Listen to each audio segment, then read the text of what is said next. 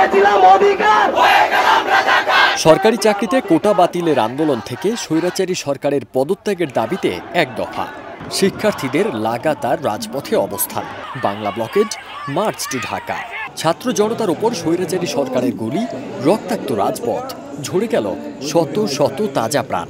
ছাত্র জনতার আন্দোলনের মুখে স্বৈরাচারী সরকারের প্রধানমন্ত্রী ফ্যাসিস্ট শেখ হাসিনা ক্ষমতা ছেড়ে ভারতে পালানোর পরপরই বিজয় উৎসব। এলএমই সার্টিফাইড বিশ্বসেরা কপারে তৈরি ওয়ালটন কেবলস, যা আপনার স্থাপনাকে রাখবে সব সময় নিরাপদ। 2024-এর জুলাই আন্দোলনের পর 5 আগস্ট ঐতিহাসিক বিজয়। 17 বছরের ফ্যাসিস্ট শাসনের অবসান। ঐতিহাসিক জুলাই গণ অভ্যুত্থান দিবস, যে আন্দোলনের সূচনা হয়েছিল বৈষম্য বিরোধী ছাত্র আন্দোলন গঠনের মধ্য দিয়ে। শুরু হয় অবস্থান, গণস্বাক্ষর আর শান্তিপূর্ণ মিছিল। কিন্তু তৎকালীন ফ্যাসিস্ট সরকার প্রধান শেখ হাসিনা জবাব দেয় দমন পীড়নের ভাষায়। লাঠিচার্জ, অপহরণ, কাঁদানে গ্যাস, এমনকি গুলি দিয়ে। 18 জুলাই মোবাইল ইন্টারনেট বন্ধ করে শেখ হাসিনা গোটা দেশকে ঠেলে দেয় এক ডিজিটাল অন্ধকারে, যেন সারা দেশে ফ্যাসিস্ট হাসিনার নির্মম নির্যাতন মানুষ দেখতে না পারে। রংপুরে আবু সাইদের গুলিবিদ্ধ লাশ হয়ে ওঠে আন্দোলনের প্রতীক। পুলিশি নিপীড়ন ও ছাত্রলীগের সন্ত্রাসী আক্রমণে প্রাণ হারান মুগ্ধ, নিশাত, সাব্বির সহ অনেকে। রাজধানী সহ দেশের বিভিন্ন স্থানে ছাত্র জনতার উপর হামলে পড়ে পুলিশ, র্যাব, বিজিবি সহ আওয়ামী সন্ত্রাসীরাও। অকাতরে প্রাণ দিতে থাকে ছাত্র জনতা।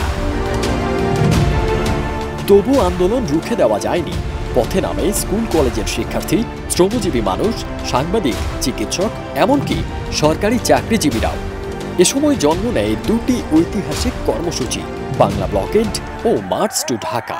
বাংলা ব্লকেড কর্মসূচিতে আন্দোলনকারীরা রাজধানীর সঙ্গে দেশের সব সংযোগ বন্ধ করে দিয়ে রাস্তায় বসে পড়ে।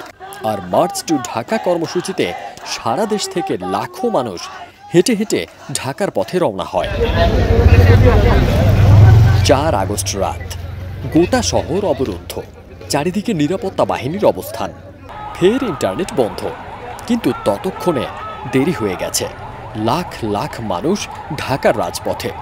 দাবি একটাই, স্বৈরাচার হটাও, গণতন্ত্র ফিরিয়ে দাও।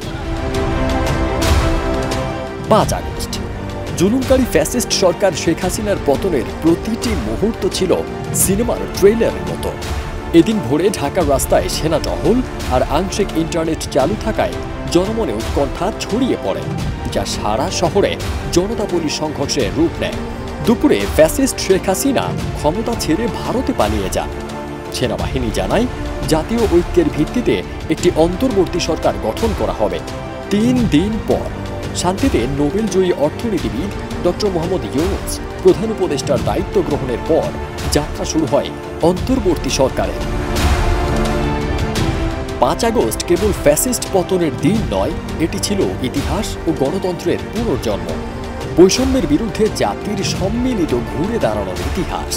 শহরের দেয়ালে যে লেখা 5 আগস্ট স্বাধীনতার পরে দ্বিতীয় স্বাধীনতা, তা এখন কেবল স্লোগান নয়, বাংলাদেশের নতুন জাতিসত্তার ঘোষণাপত্র। অন্তর্বর্তী সরকার দিনটিকে জাতীয় জুলাই গণ অভ্যুত্থান দিবস হিসেবে ঘোষণা করে রাষ্ট্রীয়ভাবে পালন করছে।